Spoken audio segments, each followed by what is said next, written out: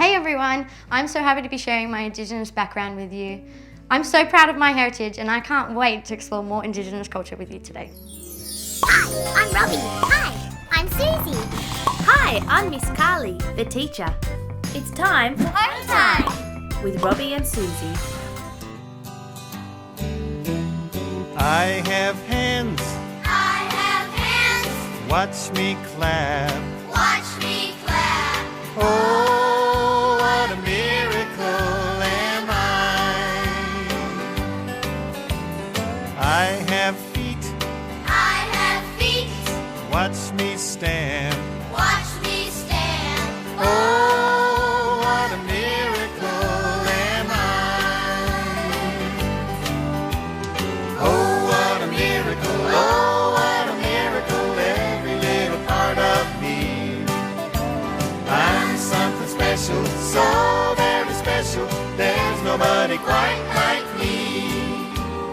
I have arms. I have arms. Watch me swing. Watch me swing. Oh, what a miracle am I have legs. I have legs. They can bend and stretch. They can bend and stretch. Oh, what a miracle am Oh, what a miracle. Oh, what a miracle. Every little part of me. I'm something special, so very special. There's nobody quite like me. I have a spine. I have a spine. It can twist and bend. It can twist and bend. Oh, what a miracle am I have a 1 foot. I have a 1 foot. Watch me balance. Watch me balance. Oh, what a miracle am Oh, what a miracle. Oh, what a miracle. Every little part of me. I'm something special, so very special. There's nobody quite like me. There's nobody quite like me.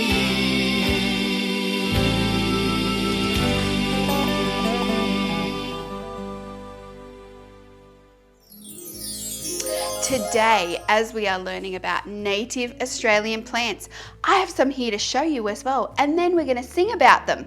So you may have heard of this one, but I have some wattle. It has beautiful yellow flowers. And then I also have a banksia seed here from the banksia tree. Have you ever seen one of these? I also have the gum nut. And we have the gum tree and the beautiful gum flowers and gum nuts on them. And then the last one I have is the bottle brush. It's a little bit older, but it is beautiful and yellow. Well, I have a song about all 4 of these plants. Would you like to sing it with me?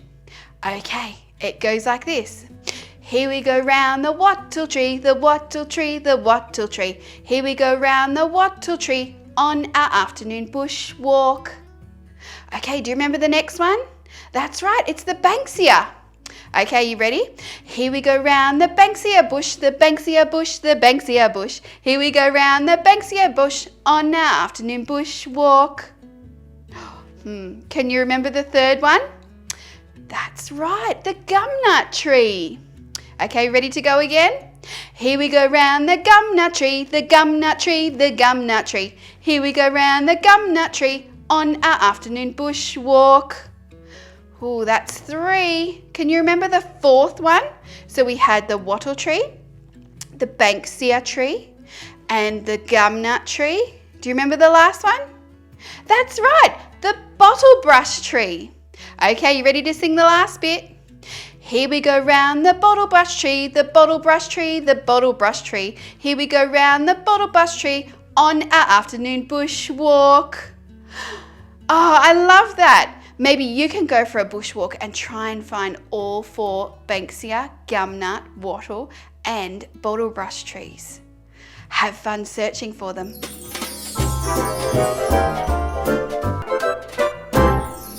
Okay,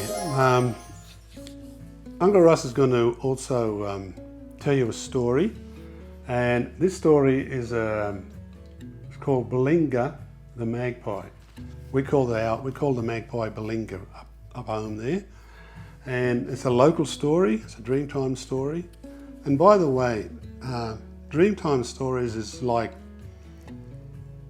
before the other people, white people or other people from other countries came to our land, we had our own stories because we didn't know any other thing else but our own stories and how we told how things were created and how things were made. And this is what we call dream stories, Dreamtime stories, told by our elders, like older than me, you know, that passed on stories. They told stories to my dad, and my dad told stories to me, and now I'm passing this story on to you. And this was the way we did it. So this is a story of Bilinga the magpie and how the magpie got his colour. So I'm going to read it to you, and the drawings, the pictures that you see are done by Uncle Russ, and I'll show you some of the pictures as I tell the story. And it goes like this. In the Dreamtime, legends tell of a wise warrior whose name was Naruna. He loved the animals, the birds, and the plants and the land. He listened to all things and understood them. One day, after a long journey, Naruna rested by a stream. Naruna watched Bilinga, the sun, shining through the trees. His flickering light shone against the edge of a deep cave, and it made the earth colours more beautiful to look at. Along the streams and rivers were strange and beautiful, colourful flowers. Naruna and his people were very happy. Now, the birds in those days were dull in colour and could only make a faint chirp. Naruna thought long and deep. Naruna looked and thought hard.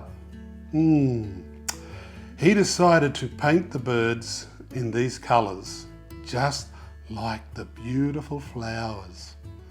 One by one, as the birds came to drink, Naruna painted them different colours, and as they flew away, each bird sang his song of joy. They were so happy of their colour. The last birds to come was Bilinga, and was painted with white clay, milk of the Mother Earth. They flew away, also singing with their new song. Nearby was Perella, the turkey. He kept to himself and was now very, very angry and jealous of the birds' new colours and songs. Perella rushed over and pushed over the Dreamtime fire tree the people lit their fire sticks from, burning everything in sight. The fire spread. Bilinga, the white magpie, flew over the tree and became partly black and lost his song. Onwards Bilinga and his mate flew, guided by a winding river known as the Manning. Darkness fell and the fires were left behind. Bilinga and his mate took shelter and rested in the tree where large leaves, a place Bilinga came to rest and live, was named by Naruna's people Djarii Bit, Tari, home of the fig tree. As dawn broke, they discovered the figs, and Bilinga and his mate gave him something to eat. he soon was restored. Today, the magpie can be heard singing his song as the great sun at Bilinga gives the morning light. And there's Bilinga and his mate giving Bilinga a fig to eat to make him strong. So that's our story of Bilinga the magpie and how he got his colours, the black and white, from the fire tree.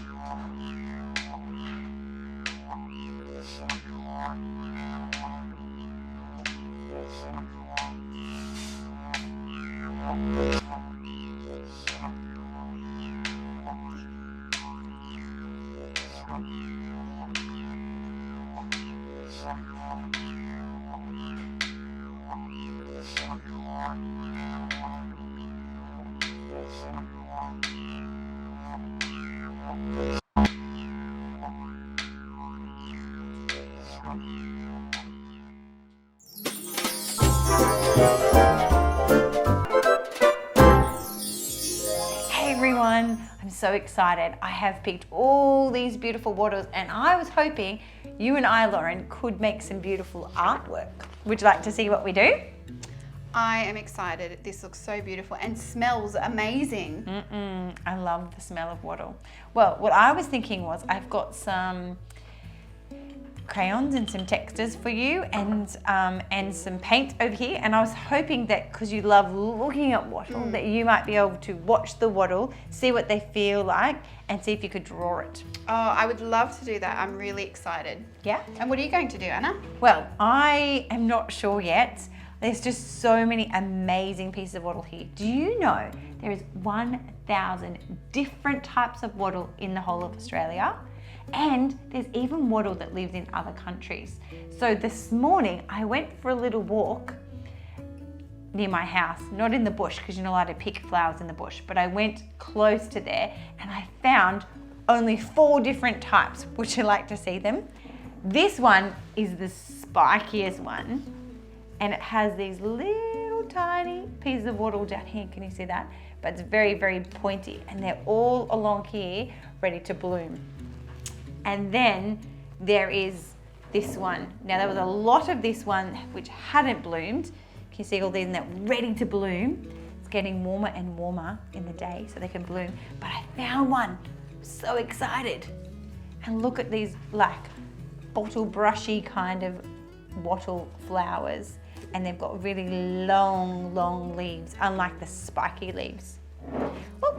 And then this one was the coolest. When I was walking along, it looked just like this. The whole plant was nice and tall. I made sure I didn't pick one that was just one plant. It had lots of different ones, but there was lots of plants that looked just like this, shooting out from the ground, going higher and higher, reaching the sun. And it has these little tiny fluffy flowers, and you can even see the ones that haven't come out. And then they have really skinny and long leaves. And on some of them, they even had the seeds. Can you see it's still the same plant? It's got the skinny long leaves, and then there's a seed pod here. It's still fresh because it's green. It's not ready to fall into the ground and make a plant yet. And it's got the red on the outside, and it's like a bit like a pea pod. Have you ever had a snow pea? That's what it feels like. It's pretty cool.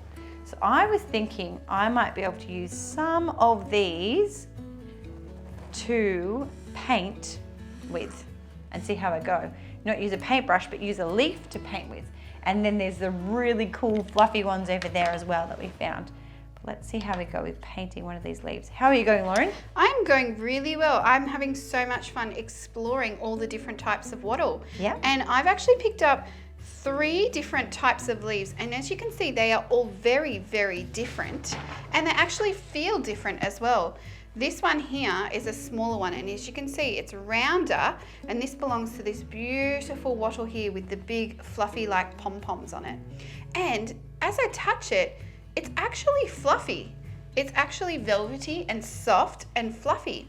And then I picked up this one as well, and it's very, very long and thin, and it's actually hard, and as you can see, it wobbles. And then this one here, this one is long as well, but it's a little bit rounder, and it just it smells amazing.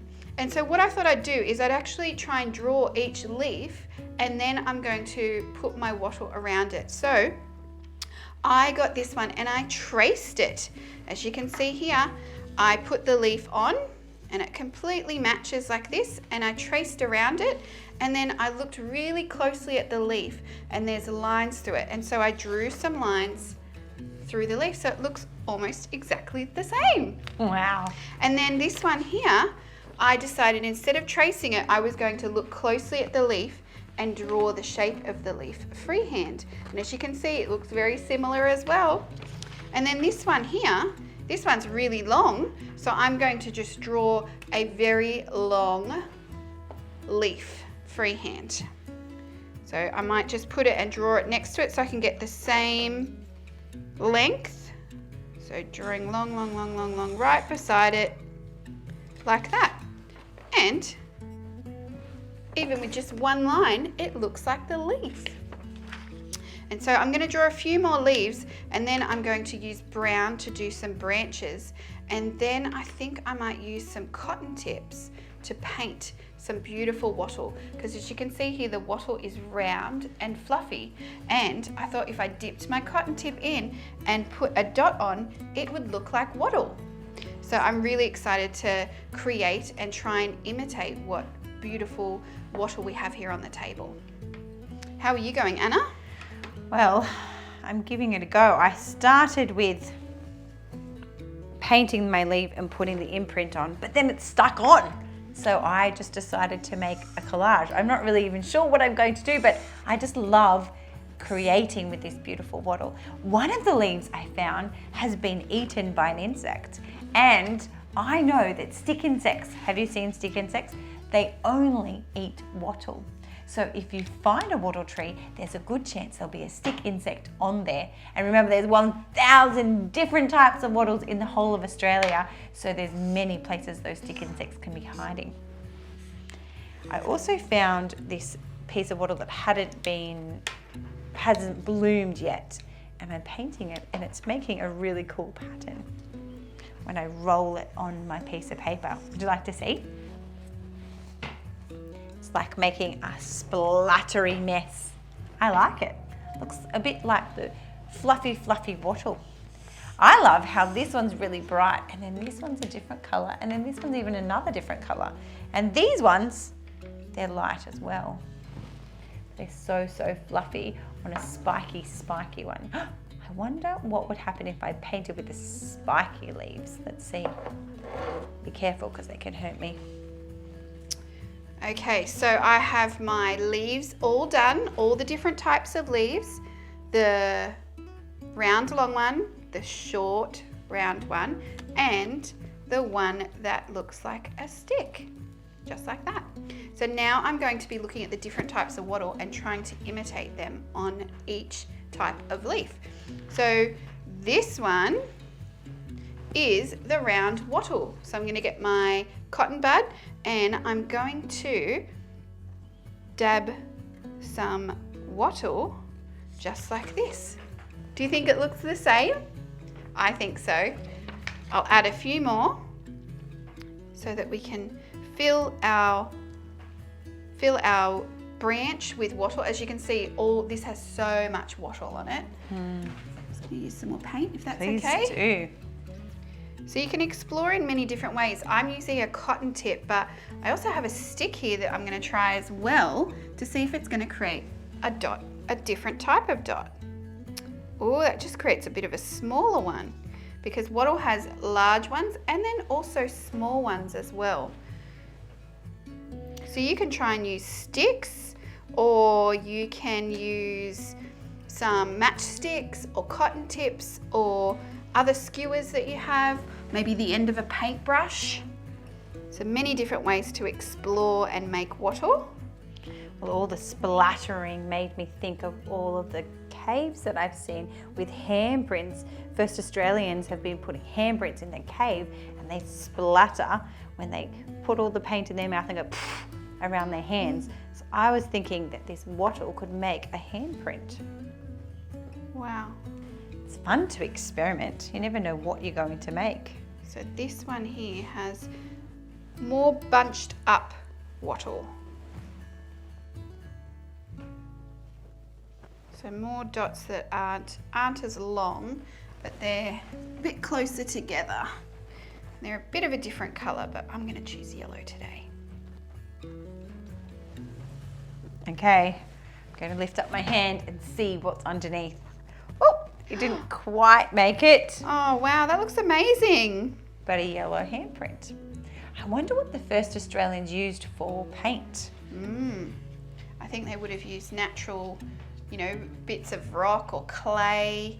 That's and right. charcoal and all different types of things that they find Charcoal in from nature. the fire, and they would mesh it up with some water, mix it together to make a paste like paint. So this one here has the long flowers. So they're just short ones like in a line. This one here shows how they've gone from not being open to fluffy at the top where the sun was touching them. Pretty cool.